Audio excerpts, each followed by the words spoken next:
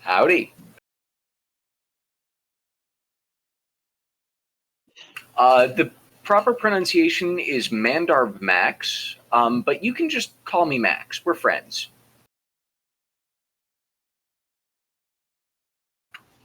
Absolutely. Go for it. Yeah, Chumin. Chumin. But Chu or whatever feels right is good. Just take all the letters in it and throw them out because none of them actually correspond to the sound that you make when you read that word. Maybe. I don't know. Chumin? TXO-TCH, like, read it as you prefer, to be honest.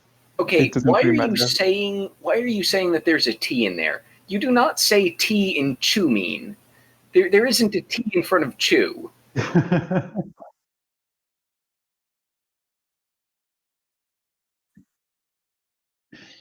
Yeah. No, that's supposed to be Basque.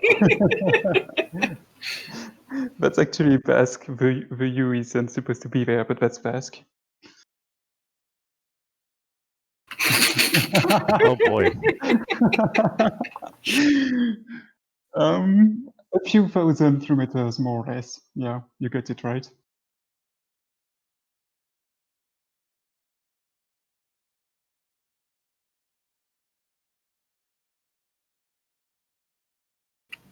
Ironic? Absolutely. Dude, I just hang out there. Yeah, I'm supposed to be the one running it, but the one who actually created the server for me is Max. I just, Then do a lot of that. he's basically my right hand. I think he deserves a lot more credit that he wished to give himself for it. Especially as recently I had issues, so I couldn't really run the server properly for a good while.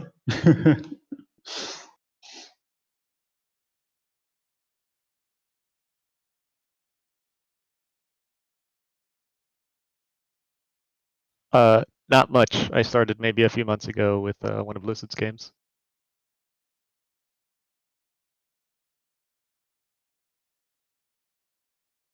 Well, the one I started with is the new casting series as Marignon, where I've played with Lucid himself. You'll see me in the upcoming Hellenica game.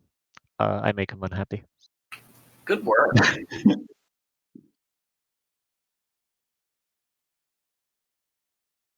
Yeah.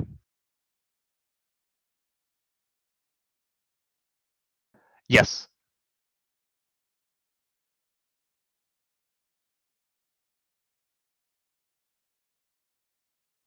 Because I was a first timer, and I think everyone there, bar one, were first timers. Not really much. I heard it interrupts with mine hunting, maybe assassinations and such, but that we didn't do too much of that.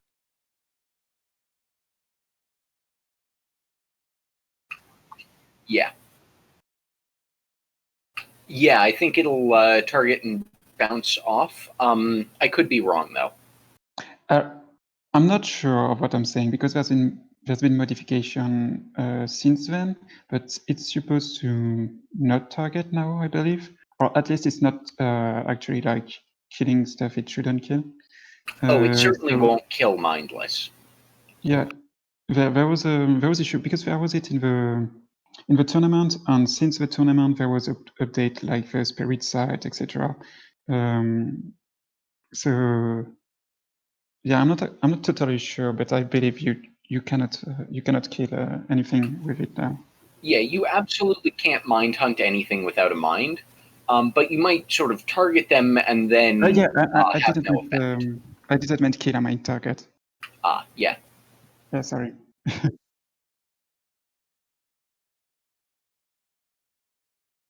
Yes, I was playing Int, so a pretty poor display, but oddly the returns are actually pretty positive on what I did, so I'm pretty surprised.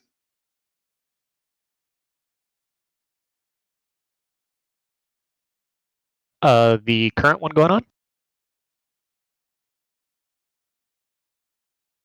Oh, I was Marignon.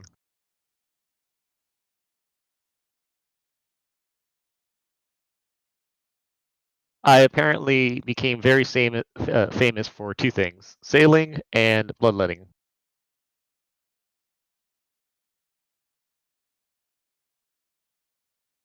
Worthy sacrifice. I'm going to level with you. I've been playing since like Dominions 3, and I've basically never used the bloodletting spell, and I've basically never used the sailing feature. So you've got 2 legs up on me.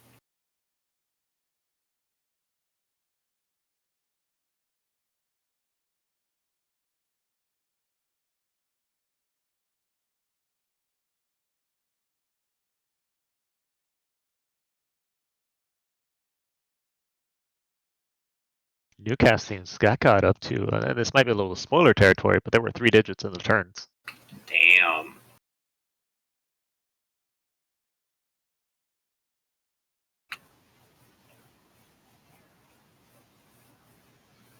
Lucky.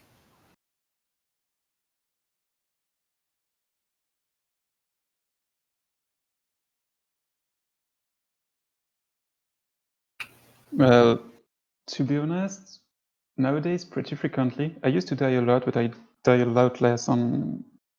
It's been like quite a few games that you hosted, notably, that went above turn 80 or turn 100. So like Vivid Sunrise and the Forlorn Hope. If we didn't call it, it would have gone for like so much longer. Like probably, I guess my guess would have been like turn 150, likely. So yeah, that's definitely not something I was used to. But like it's very fun experience. But I don't think I want to play too many of those games.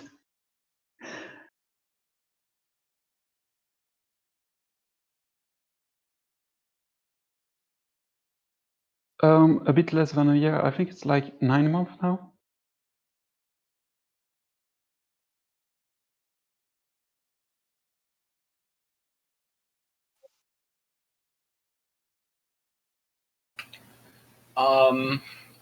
Now, hang on. I want to preface the whole I've been playing a while thing, because I played exactly 2 multiplayer games of Dominions 3, maybe a dozen multiplayer games of Dominions 4, and only really got deep into multiplayer with Dominions 5. And even then, it was only like a year or so after release. So I'm not like Executor the Villainous or Baals in terms of like how long I've been around. Um, but new players, how scary are they? Definitely not as scary as an older player. They're sort of one dimensional. Normally, they know like 1 or 2 things, and they can't really flex very well.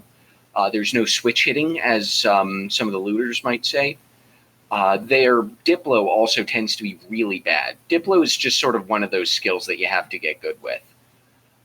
Takes a lot of practice. Um, Now, they can definitely be really good. Like, I've lost games to players who were playing their first game. What was it? Hellenica, Delta, Gamma? One of those 2. I lost to Armadi, and that was his first game. His first game was a Hellenica game. That poor man. Um,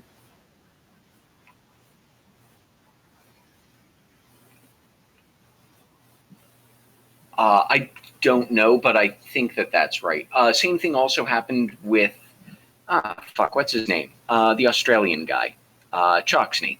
He also won like the first 3 games that he played. So it can definitely happen.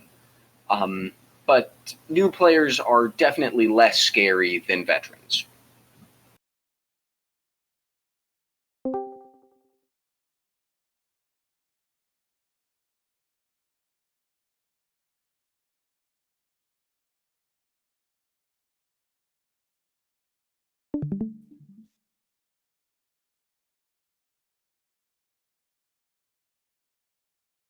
Hmm.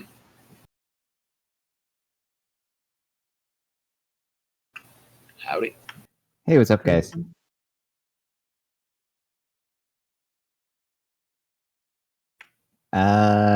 Geez, I started playing, I guess I played a bit of Dominions 4. So but that's it. And only maybe, I can't remember exactly, maybe about a year of Dominions 4, and then Dominions 5 came out. So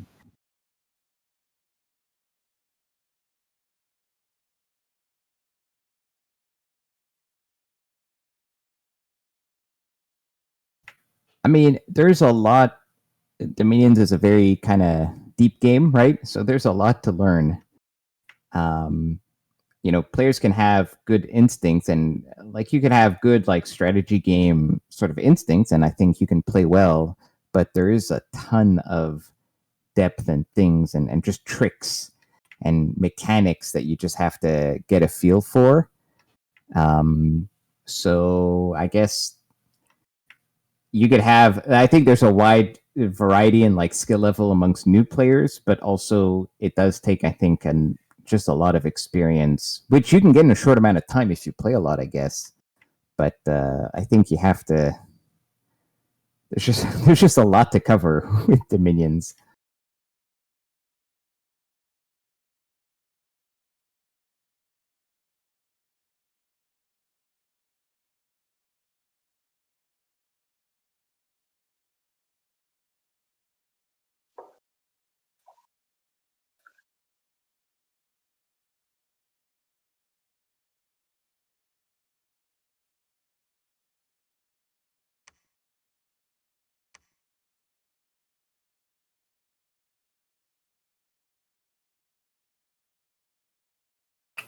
I got you, bro. So diplomatically, I'm kind of in a bad spot. None of my neighbors are at war with anyone, and taking out Ashdod will make me a big fat target. Fortunately, Marignan is the only neighbor that can fight me without stretching out their forces.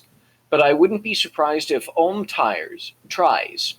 If I'm lucky, there will be the Pan-Marignan War, but I feel these players are very agreeable and coalitions will form quite easily with this group.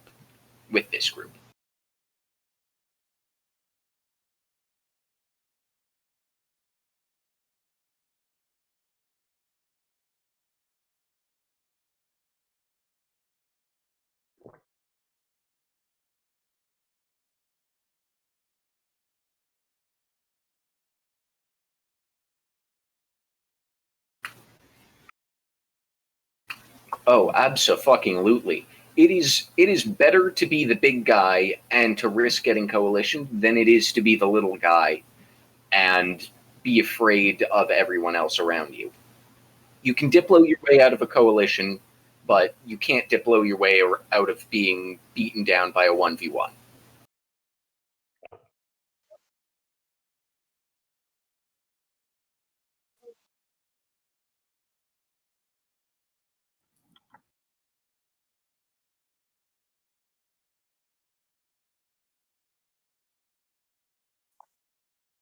Honestly, it will depend a lot of my own position on the matchup, what I've seen him using, because I tend to scoot early, and then probably the other players around.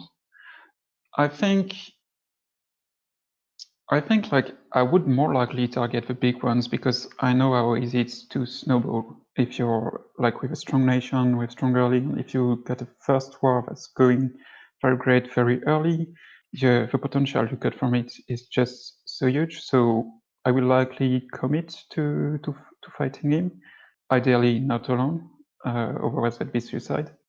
But yeah, it would depend a lot, really a lot on my own position, on who I neighbor, etc. So it really it's too much depends on many factors at once to have like a one straight answer, to be honest. And maybe another factor that would be, I would say I'd probably also play the player. Like it depends if I know the players in the game. I know there's some player that I'd rather want out early than later. So especially, for example, in this situation, it's Keslov, and I know Keslov is very, very good on elves. He basically mains elves and always played Vanaheim, and he's very good on them. And to be honest, I would likely try to coalition against him at this point, even though early coalition.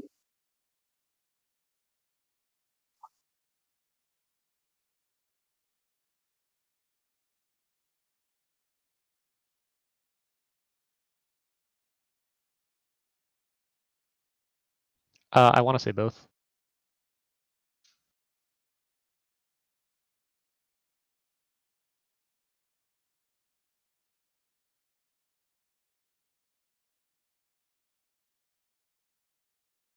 So assuming, and then usually, like Juman, I make a ton of scouts early just to kind of see people's game plans, their blesses. I know for a fact a player like Lucid will punish you forever if you attack him, and a player like Gripper for Life will sit in his capital if you attack him. Given the choice between the two, I'm going for Grippa. That's free land. He's not going to do much about it. Man, Grippa just can't catch a break in these YouTube videos.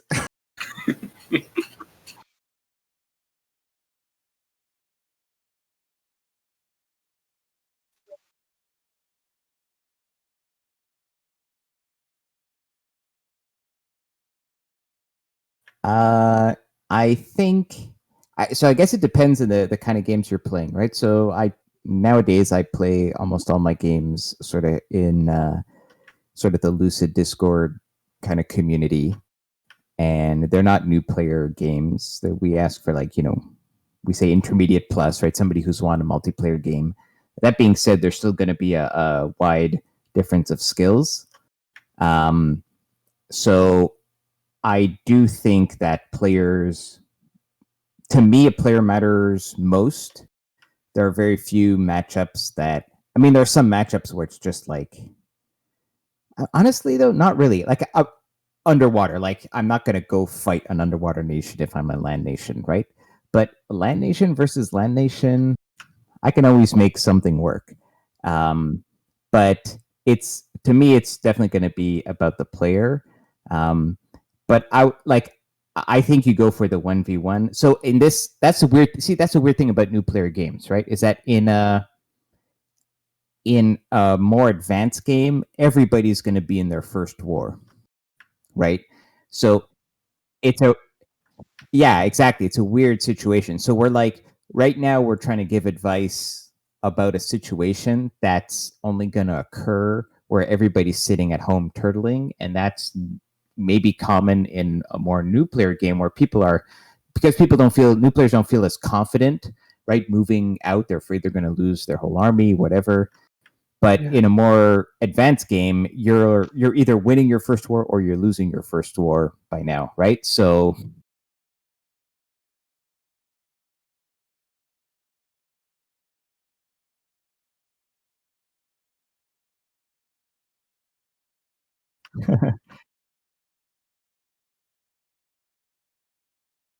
Yes, every time I hit end turn and there's a huge battle coming up, I was sweating bullets. I was so nervous checking things to the AMs, double checking. One of the things I know people told me that I did that new players don't, I was constantly fighting. Every nerve in my body said, go sit in your capital. Don't fight. Don't embarrass yourself. But the one thing that made me do it is your upkeep for your units is 80%. So every year, if I didn't use that unit, I essentially recruited him again. So if they, happen to not come back home, then they're free. So if I keep fighting, I'm actually gaining money despite losing troops. And that kind of a good way to think. That's kind of what pushed me to constantly be at war with everyone rather than sitting in my capital, praying that nobody sees me embarrass myself.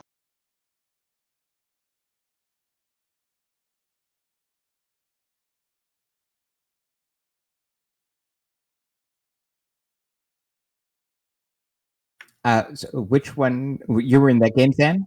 Marignan. Yeah, Marignan. I never quite got to the end, but I loved generally. Yeah, I do think Marignan played it in terms of like choosing wars and going on wars. I think that's what you have to do. Absolutely.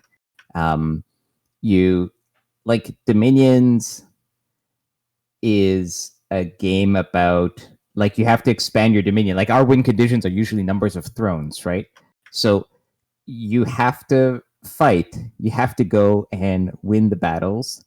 And I feel that this is based on my personal experience, is that, when I started playing Dominions, I was not confident that my army would go and achieve the goal that I had set out for it, right? It wouldn't win the battle. I was afraid of losing the thug or whatever, right?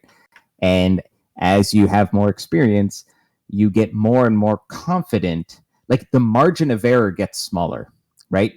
Like, as a new player, you're like, well, maybe this will work, or maybe this will be a catastrophe. Yes. So your error bars are super wide. But in reality, like, let's say this is a battle that you're going to win, right? And it's going to be a close one. You're going to lose a lot of stuff, but you're going to win. And that's sort of like the objective. A very experienced player could tell you that. But as a new player, you're afraid. You think maybe it'll go great, maybe it'll go terrible. So as you get better, as you have more experience, you narrow down that margin of error, and that allows you to make more moves, because all those moves that are going to be like pretty good wins for you, you will now realize that they are pretty good wins for you. Whereas a new player would still be afraid that they might lose, and so they won't commit. And so that's what you get from experience, is the confidence. You narrow those error margins, and you have the confidence to go and take May I add to action. that? So there was a time, the first war against Utgard I did, and I know you guys were praising every strategic move that I made, and I was not fighting. And that is what you're talking about there is the exact reason why I didn't go sit on Grippa's capital. I didn't go fight he didn't give me much forces to fight, but I didn't go sit on his capital, even though I totally could have. I didn't know what he was capable of. I didn't know what the heck my army was capable of. And I couldn't afford to lose or have a Pyrrhic victory with that army, because anytime I moved anywhere, all my neighbors decided to attack me at the same time. Every time.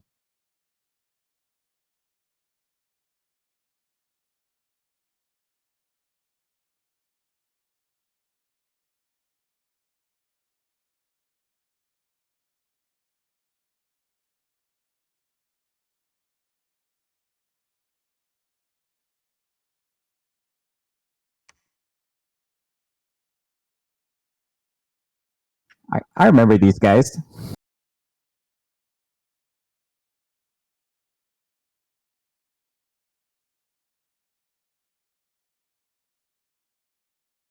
I saw him. But we should preface this by saying that last time Ulm attacked this exact group, and he did it with about like 15 infantry and 15 dogs, if I remember correctly, right? But he's only brought the same number of units. This time he's brought like 30 infantry, so he's swapped out the dogs for infantry.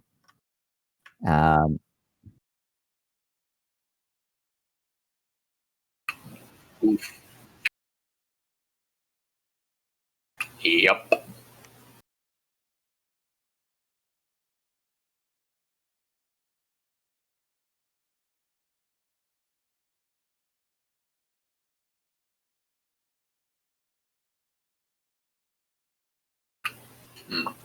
How do I kill that army with like 200 gold worth of troops?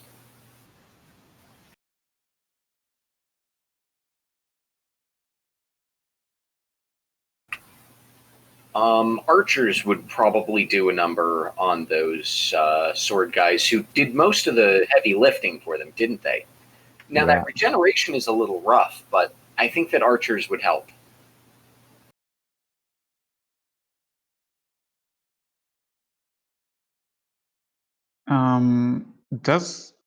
I believe got magic weapon on the guardians, and there's a they're not guardians; they're I think dudes. does the Eternal have just regeneration or also a Gladiator? I don't remember exactly the start of the unit. Okay, so no Gladiator, but just regen. To be honest, I disagree with the archers. But crossbow would probably be not bad if we stay in this mindset. Probably my 200 golds would go into Black Knights or something. Just use the launch charge to make sure that you can kill the unit before it can regen. I think that's a good idea. Especially as if he fought them before, he knows where they're positioned. So he knows they are actually susceptible to the lance charge, which is not, which he should know, yeah. And they are definitely outside of the rest of the group. So if he knows that, he knows where to put his Black Knight, and they should be gone. But that's theory. Actually, how much harder do lance charges hit than flails? Because he's using flail blackblade infantry, isn't he? Those flails hit mighty hard. Because that's two 16 damage attacks with attack skill 12. +2 against shields. Would a lance actually do a lot more than that? So interesting. So here we have a 14 defense unit, no shield, and 14 protection.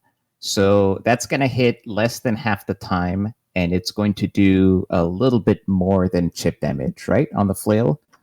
Yeah, that's a bit low. So the lance charge is going to be the attack on the knight on the lance is probably going to be a 50-50 roughly. But if it hits, it's probably gonna one shot this 14 prot, 14 hit points. Maybe not quite a one shot, but it'll bring him down really low. Yeah, like I think the lance charge itself might not kill, but with that and the hoof and the Black Knights, their weapon is like a Morning Star something, which Morningstar. also Yeah. hits like a truck. 50% chance of piercing. Yeah, I think that I think if you math it out, I do think the Black Knights are going to be on the charge. I think there's definitely something there, like in terms of killing them on round one. But I think scripting also probably has something to do with it because looking at the report, like the flail infantry killed all the stuff except the Eternal Knights, and the Eternal Knights killed all the flail infantry.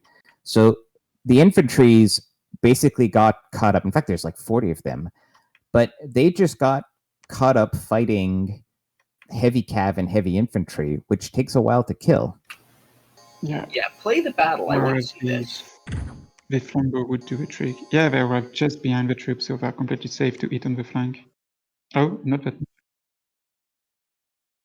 So okay, first problem is so they're on hold and attack. So if you're gonna fight heavy cav, I think you probably want to hold an attack cav or hold an attack closest so that you just go and delete them fast. I don't mind not having a lance charge eater because with the high protection, the Ulm infantry can actually eat the lance charge. But right now, you've got you've got 10 guys fighting 6 heavy cav. That's going to last like 20 rounds. They're just going to stay there forever. Meanwhile, you have and because the indies don't script, right? So the heavy cav is going to charge out ahead. So what you do is you script your own line really far back, hold and attack, not attack. Usually as Ulm, you just do attack because there's no reason to hold. You don't have archers. But in this case, you script your line of Ulm all the way at your back line, hold and attack closest. That way the enemy heavy cav runs all the way across the map, creates a huge separation between it and the rest of the infantry. That gives your flail guys time to kill all the cavalry and then move on to the next unit, whatever that is. Well,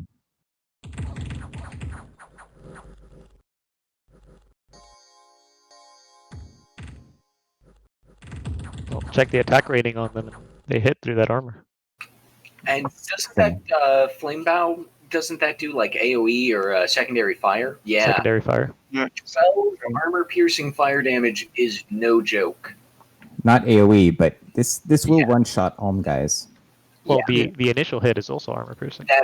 Oh my god, the initial hit is armor piercing and benefits from a significant portion of strength, and that attack skill is disgusting. Not that Ulmites can dodge for shit. Yeah. But it would be different if you had 30 flail guys surrounding those 5 dudes, it would be quickly over in Ulm's favor. Yeah. But here, the Ulm guys, look, how many Ulm flail guys are fighting Eternal Knights? 2. Yeah. Well, okay, last turn there were 6. Now some of them are dead. But the point is 6, right? Out of 38, he brought 38 guys, 6 of them are fighting the Eternal Knights. You've got a squad up north that's actually dying to indies, right? Because of scripting. Then you got these guys who still they've killed 2 knights, but now there are more Eternal Knights, flame guys coming, to the south. So I think with scripting, you might have been able to pull this off with scripting, I think. Oof, and then that route. Well, he's locked. Yeah.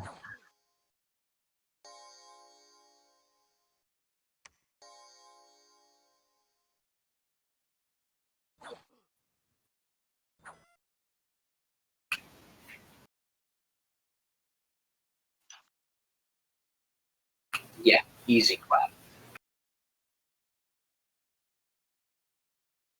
Yeah, That's not definitely. great. But I would just like to point, like, Sagney's view on scripting is, in my opinion, like the key point there. It's something we, be it even amongst experienced player, we tend to overlook. We tend to see, oh, okay, that's that. I can just go straight for that.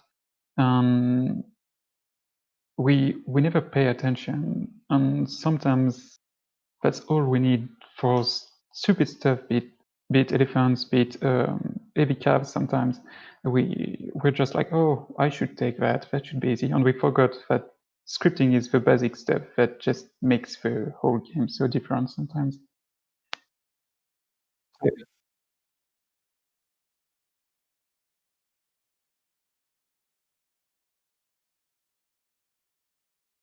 A lot. And it sends back to Nuka. I don't want to embarrass myself.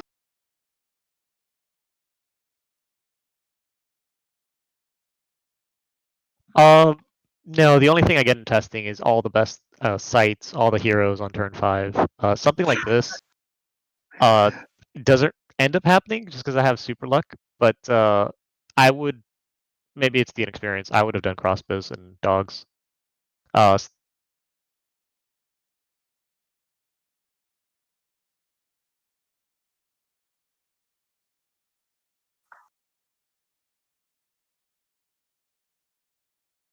All right, so the fun thing of this game is finding out those puzzles.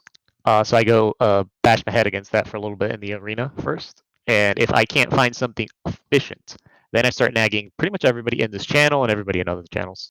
Help, what do I do?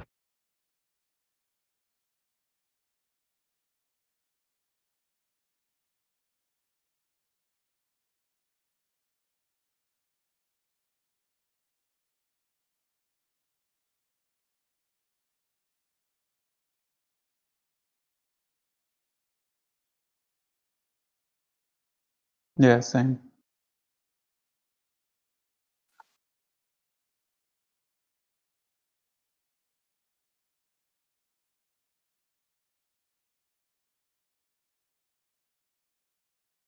Making up on the spot. Oh no. Probably like 75% educated guessing, and 25% me posting that one image of I hang my head back and say it depends, and then go test it. I trust you guys. You are wrong to do so.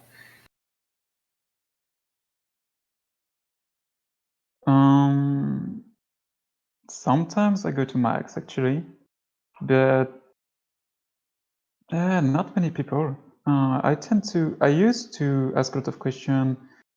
To mask, I went to Sackney about what was it? Arcadia. But yeah, that's probably it. Like, yeah, not yeah. I had just played Arcadia. This is a Hellenica mod nation, so I had just played them. So you were about to play a game, and so we brainstormed a little bit together. Yeah.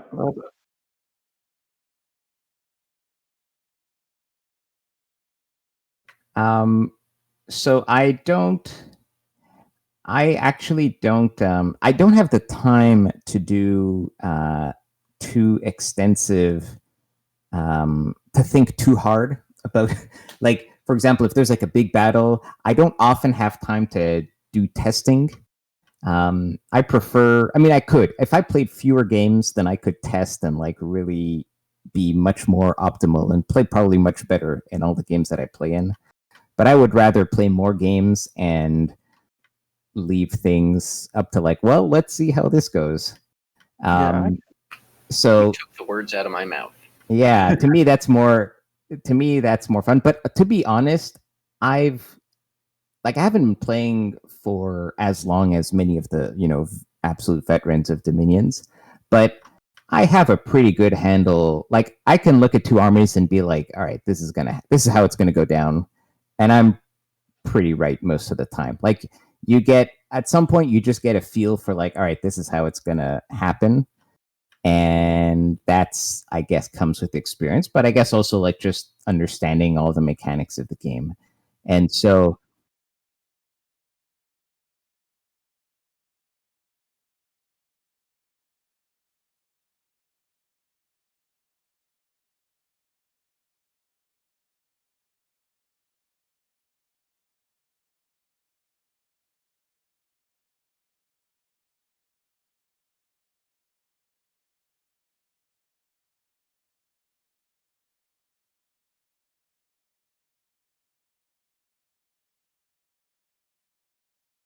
I mean, so the only I wouldn't. So I would ask. There are some obscure mechanics that maybe I haven't played a lot with, and I have to double check how they work. So if I can't find it in the manual, I'll maybe just do a search in like the discords, the various Dominions discords, because people have always have asked the question before. So usually, if there's like some weird like sequence of events, things that I'm not 100% sure on, then I'll, or this weird spell that isn't used a lot, like how do you do, how does that work?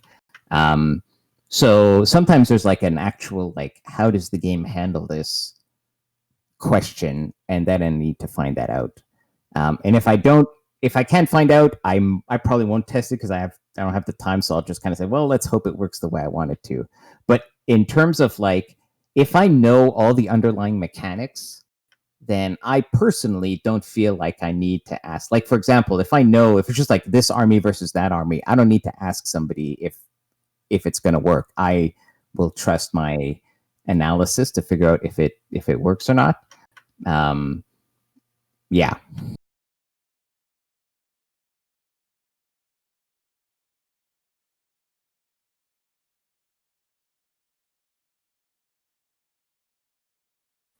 Yeah, man. Oh, all infantry versus militia, invulnerable. Yeah, I'm not even Yeah. surprised by that.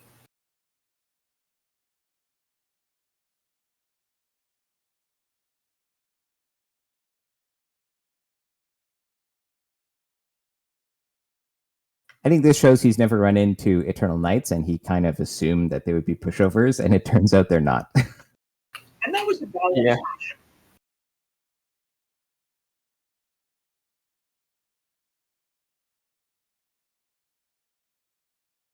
Oh yeah, I totally would have done the same thing. 100%.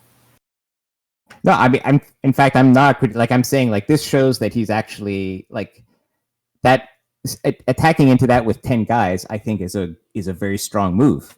So I'm not critiquing, I'm saying I'm praising, right?